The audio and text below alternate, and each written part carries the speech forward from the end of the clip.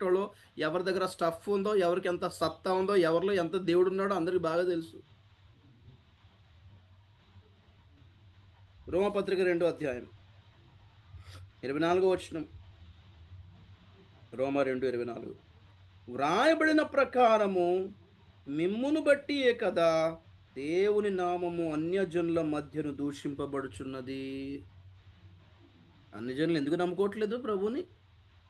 కఠినులైపోయారు. వాళ్ళు సాతాను బంధకాల్లో ఉన్నారు. విగ్రహ శక్తుల్లో ఉన్నారు అనుకుంటున్నారా? మనం చేయబట్టే. మనకున్న ఓవర్ యాక్షన్ వలన, మనకున్న గర్వం వలన, మనకున్న గర్వపు మాటల వలన, మనకున్న లగ్జరీ లైఫ్ స్టైల్ వలన, ఆ!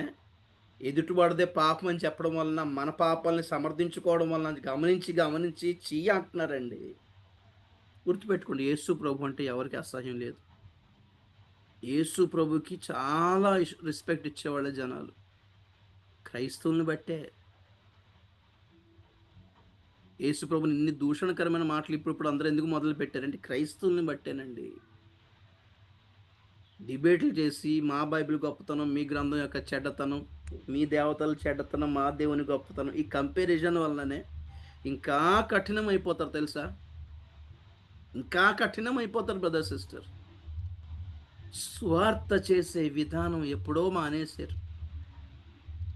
పోయింది. చేస్తున్నారులే, పెద్ద దానివల్ల ఒరిగిందేం లేదు.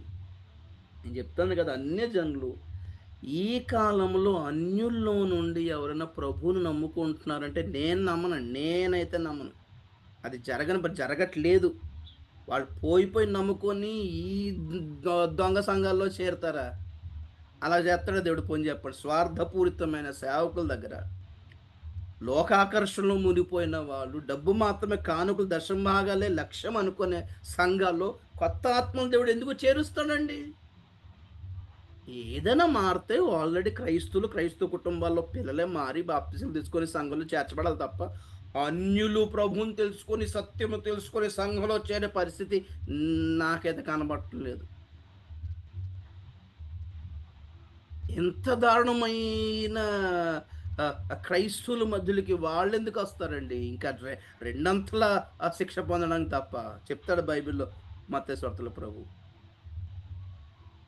అన్యులు రక్షింపబడటం లేదు. చూసుకోండి ఒక్కసారి. మేము అన్ని మంది సేవ చేస్తామండి. మా మా మా చర్చ్‌కి చాలా మంది కొత్తోళ్ళొస్తున్నారండి. చూడండి మీరు. ఏదో స్వస్థత అయిందనో, మీరేదో దర్శనం చెప్పారనో వస్తే కూర్చుంటారు తప్ప, వచ్చి కూర్చుంటారు.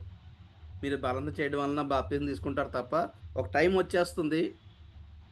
కరువాప్స్